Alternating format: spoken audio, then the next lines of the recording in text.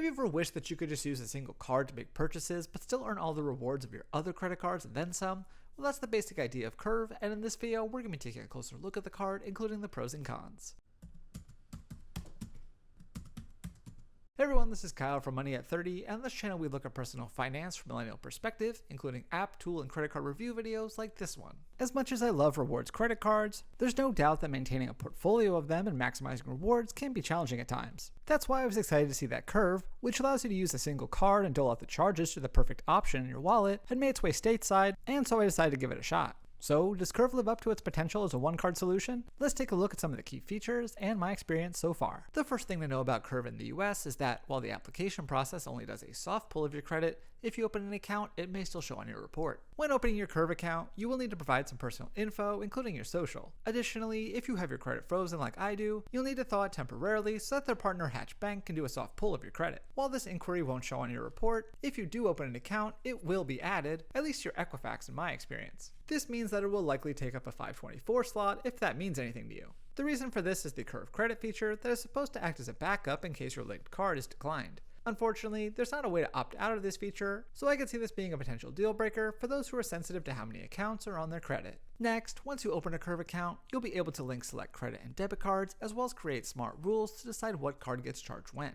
To add cards to your Curve account, you can simply add the number and other info. Then, to confirm the card, Curve will make a test charge for a small amount and put a code with the merchant name. After you confirm this code in the app, your card will be linked and the charge will be reversed. Now is a good time to note that not all cards are eligible to be linked to Curve in the US. At this time, debit and credit cards from MasterCard and Discover are supported, as well as debit cards from Visa and Diners Club credit cards. This means that American Express is completely left out, as well as Visa credit cards. So this could certainly be a factor in whether or not Curve makes sense for your credit card reward strategy. With your cards linked, you can then create rules to help automate the process of paying with Curve. For example, you can choose which card Curve should charge when making dining, travel, grocery, or other such purchases. Additionally, you can create rules based on transaction amount and rank your rules in order of importance, almost like an order of operations. One downside is that the list of categories featured in Curve's rules is limited, so you may not be able to automate everything. For example, there's no warehouse club option, so I had to manually ensure that the right card was used for my Sam's Club purchase. To do this, you can just toggle off the Smart Rules option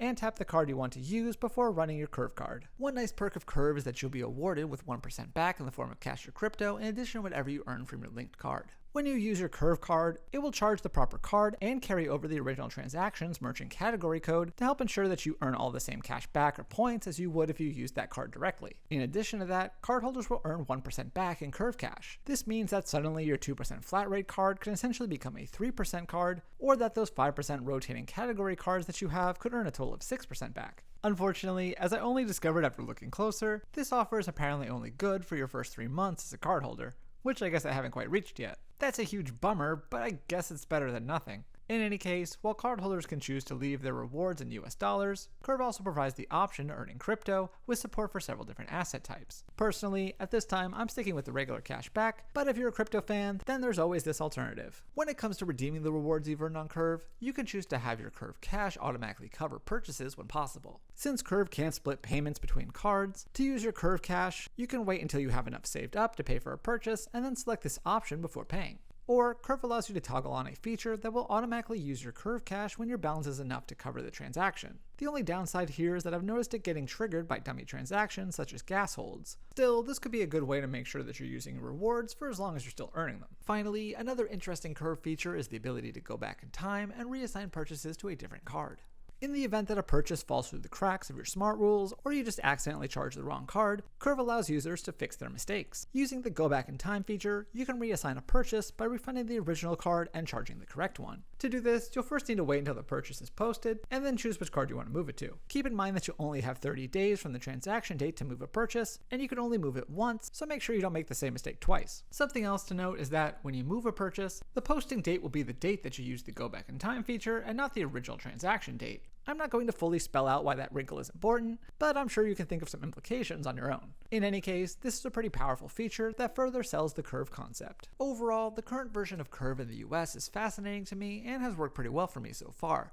That said, there are some existing downsides, and I could see some potential other ones that could come in the future. In the few months that I've had Curve, I've had a lot of success with the card in terms of using it for most purchases without having to worry about pulling out the right card. Plus, the additional 1% I've been earning has made my card portfolio even stronger, even if that's just for a short time as I'm still frustrated to learn, and honestly think that the wording on the site is a bit shady. That said, my Amex cards do feel a little left out, so they're the only other ones that I regularly use aside from Curve. As for the downsides, I did run into one instance where my Curve card was declined for seemingly no reason, as using the linked card directly right after worked just fine. This happened despite the entire point of Curve credit being anti-embarrassment protection. On that note, I don't really see a use for Curve credit, and wish there was a way to opt out so that there was no need for a credit check whatsoever. Finally, given how Curve operates, it's not hard to imagine ways that the offering could be nerfed by forces outside of their control. For example, other issuers may catch on to Curve transactions and either override the merchant category or just outright block them. This is especially possible if they find customers using features such as the go back in time capability to do things that they see as abuse. Hopefully these concerns are unfounded, but the possibilities do make Curve a little bit of a risk in my opinion. Nevertheless, for now, I'll continue using and loving Curve, as it's honestly something I've long been waiting for. Hopefully this gives you a better idea about what Curve is all about, but for much more on the card, I'll have a link to my full written review in the description box down below. Also, if you like this video, please hit the thumbs up button, leave a comment, and be sure to subscribe because we have new videos every week. So thanks again for watching, and I will see you next time here on Money at 30.